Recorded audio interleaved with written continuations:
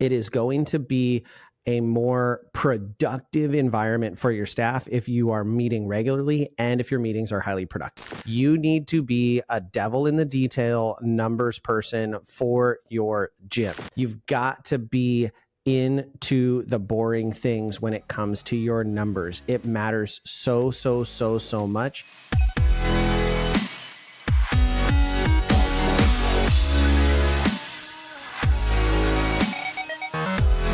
Hello, everyone, and welcome to another episode of the Cheer Biz Podcast. I'm your host, Dan Cotton, and today we are talking about something boring.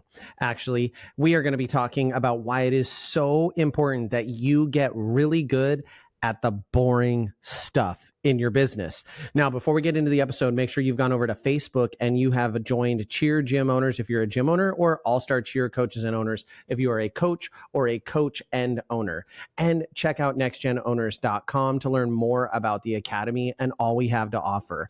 And if you are interested in checking things out, you've got to get to one of our Cheer Biz accelerators. There is more details to come, but we are opening the doors of our own gyms where we are all doing more than $1 million in annual revenue to show you how we do it, to give you a behind the scenes look at our gyms, as well as dive into the systems and strategies and techniques we've used to grow our programs from where they started to where they are today. Now, let's get into the episode. So it is so important as a gym owner that you get good at certain things. And I see this all the time in the Facebook groups that I was just suggesting you join, is people are always wondering, what can I do to grow my gym? What new program can I start? What is the next big thing for me to do? And we're really focused on the exciting ideas.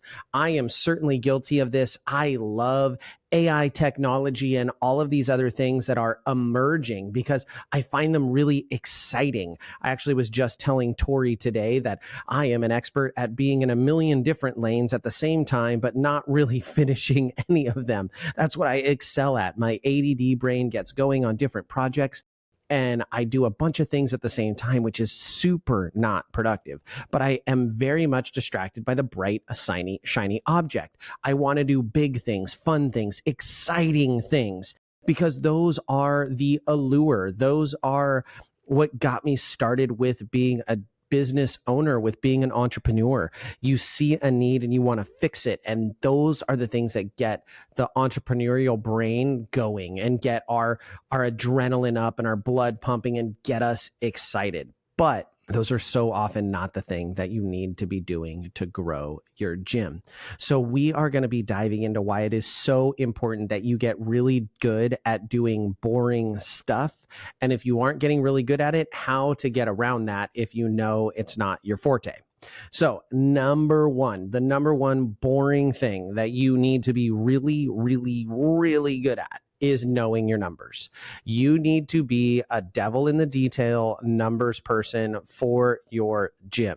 You need to know at any given time what your gross revenue is for the month, what your net revenue is for the month, what your cash flow looks like, what your enrollments are, what your drops are looking like, what is your churn. You should be able to pull up these numbers very quickly if you don't know them off the top of your head. And you should become religious, obsessive about tracking them, because what you track will improve, will be something that you can make better. If you don't track it, if you're not spending the time to dive into those things, you're going to be operating in the dark. And that is not a good position to make decisions. So we need to make sure that we are tracking diligently our numbers. If you do not know how to read a profit and loss statement, if you do not have an accountant who is putting those numbers together for you, then you need to be doing it. You need to be making sure that you're categorizing all of your spend correctly. You need to make sure that you are dialing in all of those metrics very correctly, to include tracking your budget. You need to know what you're spending on things, what you've allotted to spend on them, and how it is you're staying on budget, or if you are exceeding a budget, what you can do to circumvent that issue. You've got to be into the boring things when it comes to your numbers. It matters so much. If you are not paying incredibly close attention to those numbers, then they will likely get away from you and you won't have the information to make good decisions. So if you want to be a really successful business owner and you're like, what should I work on now? And you don't feel like you have a really good track of your numbers, then just start there. Spend the time, download your bank statement from the last 12 months and go through it with a fine-tooth comb. Look at every single thing you spent your money on from your bank statement. Go through and highlight things that you don't know. Go through and highlight subscriptions that you have that you maybe thought you canceled. Pay super close attention to those different things that you have going on in your business so you can make good, solid decisions on what you should be doing in the gym. All right. Make sure you know those numbers, dive into it, know what you can cancel. Oftentimes when I've done those kind of projects, which I stay on top of my numbers, probably not as good as I'm telling you to, but I stay on top of them. And every time I go through my bank account with a fine-tooth comb, I always find subscriptions and things like that I don't need anymore. And I certainly do this with my personal bank account too. And you'd be surprised the amount of things that your kids or your spouse or someone has subscribed to for you and you weren't even aware of it. So go through that with a fine-tooth comb. And then after you've done that, document all of the different things that you have going on in your business, all of the financials that you have happening. Put them in QuickBooks, categorize them correctly if you aren't already doing that, but spend the time, know your numbers. If you truly know your numbers in your business, you will be a much better business owner. And yes, it's the boring stuff, but the boring stuff that matters.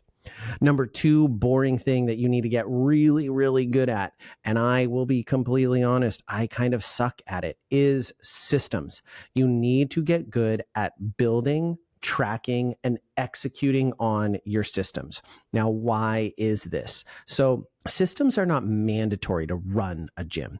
They aren't required from the beginning. They're great, and I highly recommend them, but they aren't the be all end all. Where systems become really important is when you're looking at scaling. When people ask me, how do you leave the gym for the entire summer? Well, it's because I have systems in place and because I've trained my staff on those systems, and then they've iterated and rebuilt those systems and now have made them function even better. And because of that process and because of those systems, we're able to be very successful, and I don't have to be there every single day. If you yourself are the system, if you're a one-man, one-woman show in your gym, then you might not need to systemize everything. Although I highly recommend you do, because you're never going to be able to hire an employee. You're never going to be able to grow as a program if you don't have those systems built and you can't execute on those systems with an employee. That's how you leverage your program to grow, is by building those systems and becoming very diligent about them so they can be executed on the regular basis. Systems are absolutely critical to running a successful and scalable gym. Now, why is it so boring? Because it takes iteration. It takes time to write down the system and then test the system and iterate on the system and make it better. All of those things take repetition and effort to get put into place. So you need to make sure that you get really good at the attention to detail of building your systems. Number 3, super boring thing to get really good at is having effective meetings. If you are not having effective meetings with your staff, then you are not running an effective gym. What do I mean by this? I mean that you need to get really good at meeting with your people. It's super boring. It's not fun all the time. And I shouldn't even say it's super boring. Some people love having meetings, but as you get to understand your numbers, and then as you get to build your systems, the next step for scaling is to have delegated things to subordinate leaders. And the only way to develop your subordinate leaders is to build a management team. And the only way to manage your management team is to have meetings. And having really effective meetings is much more important than the amount of meetings that you have. Although I do think weekly meetings are far more productive. And no, just saying we talk all the time doesn't mean you're actually having effective meetings. In fact, as I'm talking about this, I feel like I should do a whole nother episode on why you need to be meeting more. And I think I probably have before, but get really good at having effective meetings, at communicating with your staff exactly what the expectations are so they know what it is that you want them to do. It is going to be a more productive environment for your staff if you are meeting regularly and if your meetings are highly productive. So what do I mean by that, and why is it so boring? Well, getting really good at meetings means you get really good at preparation. You also get really good at tracking things and knowing what it is that is important for you to know and what is something that you don't need to be involved in. Because when a meeting gets unproductive, it is a meeting that the staff are going to start chatting and they're going to start talking, and they're going to be talking about Sally and Sarah who are arguing and who has a back handspring and who has this and what stun is dropping. And it can very quickly devolve into just we're talking and chatting and venting about our frustrations as coaches, but we're not actually covering anything that's super productive for the business. And we need to make sure that that is what we are spending our time focusing on, is the things that are very, very productive for the company. So getting really good at meetings means knowing the things that you need to track and the things that your staff needs and your subordinate leaders need to be reporting to you, and then keeping those meetings on task and having them more often than you think you should. That's why I say it's boring, right? I didn't get into owning a cheer gym and coaching and doing all that stuff because I wanted to have meetings, but now my life is literally meetings all of the time. I start my morning with Zoom meetings with my team, and then I'm meeting with next gen team, and then I'm meeting with next gen clients, and I'm like constantly in meetings. At first, I kind of hated it. Anything that wasn't like a next gen coaching call, I was like, I don't like this. This is boring. It's a waste of my time. And as I've grown and as I've been in an operations perspective, I really come to enjoy my meetings. I find them very productive. And yes, you have your times where they're not productive, but I find them very important. I think they're great for getting everyone aligned. I really do enjoy having regular meetings with my staff and with my team. So I highly suggest you get really, really good at the boring task of being good at meetings. So leaving this episode, the three boring things I want you to get really good at are numbers, knowing your budget, all of that stuff, the boring stuff of numbers and budget, etc. Number 2 is systems and building systems. And number 3 is meetings and structuring your meetings and having meetings more often. The bonus of boring things to get really, really good at is administrative tasks. And not because I think you necessarily need to be doing all the administrative tasks as a business owner, but you need to know what they are so you can properly delegate them. Like, I suck at admin. It is not my forte in any way, shape, or form. I can do it, but I hate it.